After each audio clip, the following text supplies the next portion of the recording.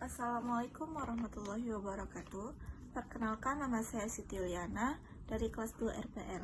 Ingin membacakan tugas tentang administrasi sistem jaringan.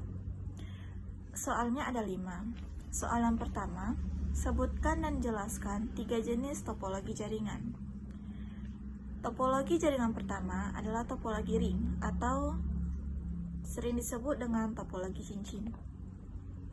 Jenis topologi jaringan yang digunakan untuk menghubungkan sebuah komputer dengan komputer lainnya dalam sebuah rangkaian yang terbentuk lingkaran seperti cincin. Yang kedua, topologi bus.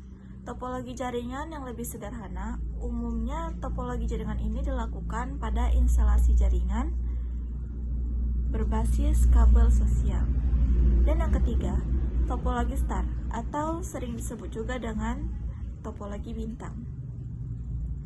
Topologi jaringan berbentuk bintang di mana umumnya menggunakan hub atau switch untuk koneksi antar klien.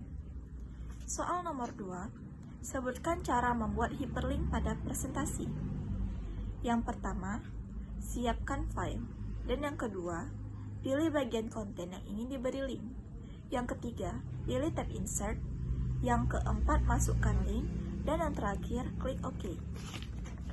Soal nomor 3, sebutkan 2 jenis sistem operasi dan jelaskan. Yang pertama, sistem operasi desktop. Sistem yang digunakan di suatu kantor dengan jumlah pengguna yang terbatas. Yang kedua, sistem operasi jaringan. Sistem operasi yang berjalan di suatu perangkat khusus yang disebut server. Soal yang keempat, sebutkan perbedaan PC server dan PC client. PC server adalah komputer yang menyediakan sumber daya atau layanan tersebut.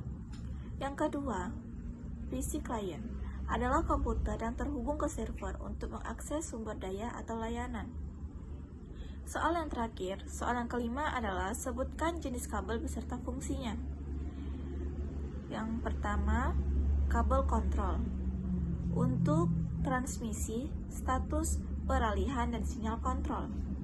Dan yang kedua, kabel fiber optik, saluran transmisi atau sejenis kabel yang terbuat dari kaca atau plastik yang sangat halus dan lebih kecil daripada sehelai rambut, dan dapat digunakan untuk mentransmisikan sinyal cahaya dari suatu tempat ke tempat yang lain.